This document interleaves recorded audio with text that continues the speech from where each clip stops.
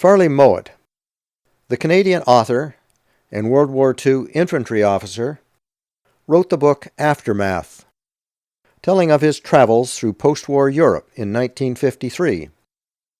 From reading his book, I was prompted to include the Vercors Massif south of Grenoble in our itinerary.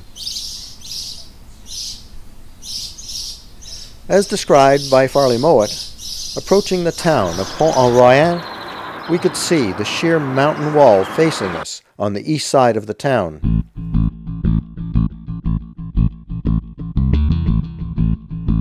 The road through the gorge has improved since his travels in 1953, but the narrow road with half tunnels carved out of the rock is still intimidating.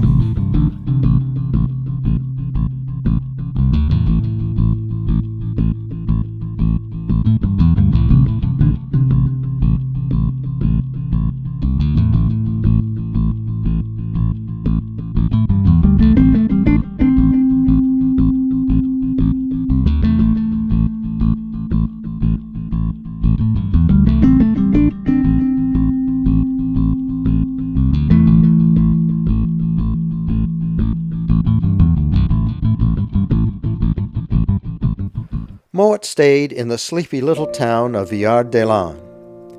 We can see that it is now a major resort town.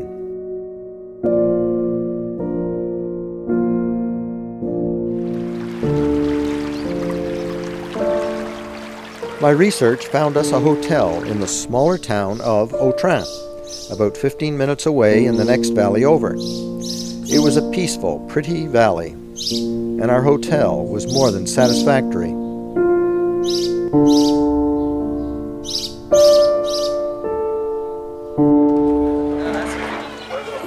The town and the area had an alpine feeling to it, not surprising since the French and Swiss Alps are not far away.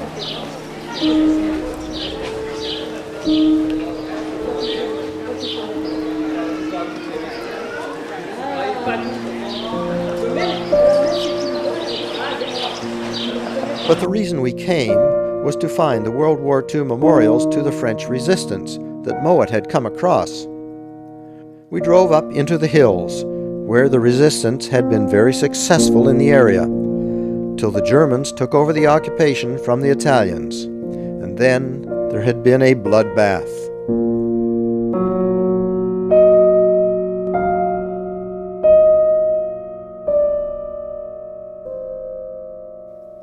This peaceful, bucolic scene belies the horror that took place here in World War II. We found numerous small memorials, including one for some Polish people.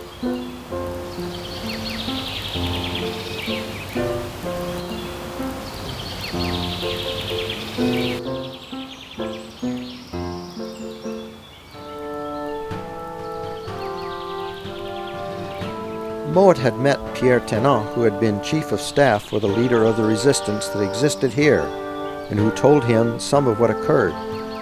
He said, "Vercors people do not wish to be reminded of those terrible times." We reached the belvedere Mowat wrote about with its memorial for the village of Valchevrières below. From here we can see the remains of the village. The only survivor of the massacre here was a 5-year-old girl.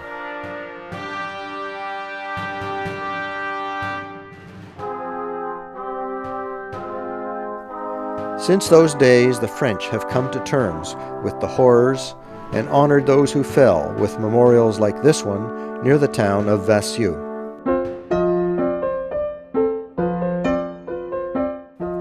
After lunch in the town square, I explored up behind the church where there is a resistance museum and the remains of German gliders. The placard reads, "On the morning of 21 July 1944, German gliders landed in the region of Vassieux. They carried SS troops who spread terror, ruin, and death, exterminating the civil population and the resistance fighters. Souvenez-vous. Remember." Our return from this moving experience was very quiet and thoughtful.